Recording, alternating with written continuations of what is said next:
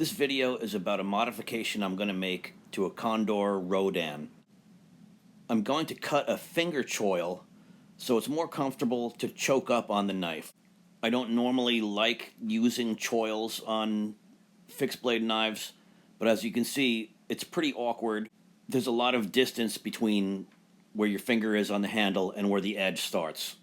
So I'm going to mark it out, and I'm going to hit it with the 4-inch angle grinder.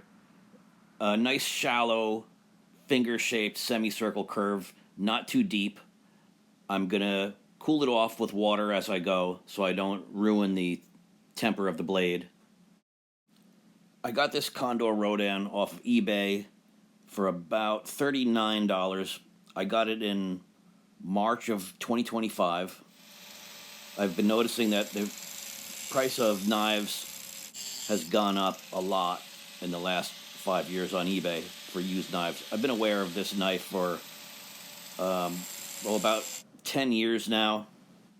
At the time, I was considering getting this or a Becker K-Bar BK2, and I ended up getting the BK2, thinking they're pretty much the same thing, the K-Bar Becker BK2 being a little bit heavier duty, better quality.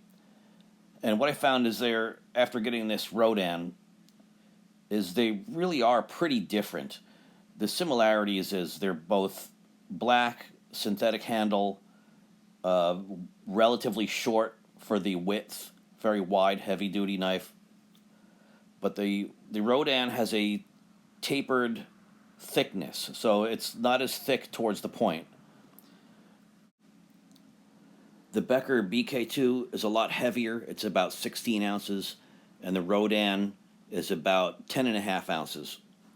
The BK2 has removable handle scales and is a full tang, and the Rodan has an overmolded handle that's not removable.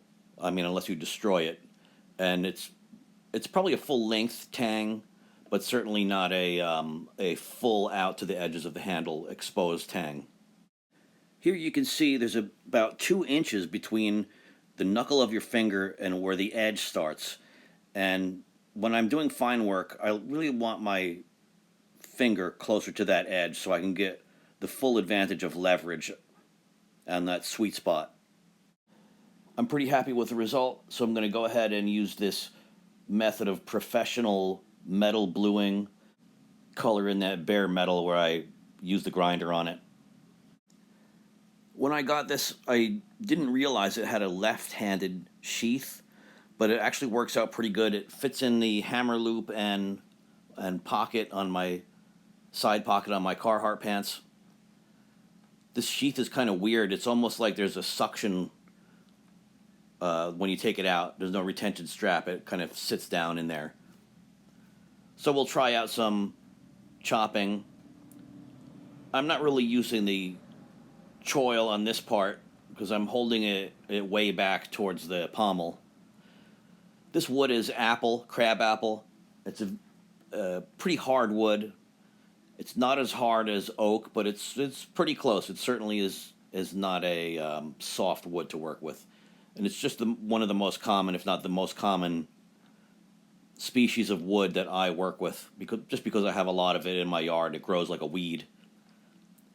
So now I'm going to practice with the finger choil. I'm using the finger choil. I'm going to try and make a real quick 30-second feather stick. I don't usually make feather sticks, but that's just the kind of fine work that you do where you're going to want to choke up and actually use a finger choil. And it seems to work pretty good. I don't normally use feather sticks. I find I can collect little twigs for a fire a lot faster than you can make a feather stick, and they're usually dry enough. So I'm going to go down to the river. I'm in northern Maine, and in March the ice melts and these big blocks of ice get washed up on shore, and they're fun to chop around with. So this was a pretty easy modification. Overall, with the grinding, only took me about 5 minutes. And if I wasn't filming it and screwing around with the tripod and editing, this is a really ridiculously fast and easy modification, and it makes the knife a lot more user friendly, in my opinion. I know I'm not the first bushcraft person to think of this. I forget which YouTuber I saw.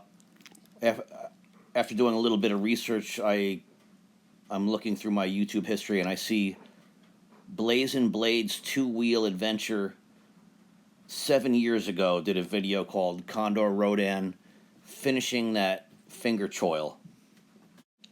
So, in conclusion, I would say if you got one, go ahead and grind out that finger choil and you won't regret it.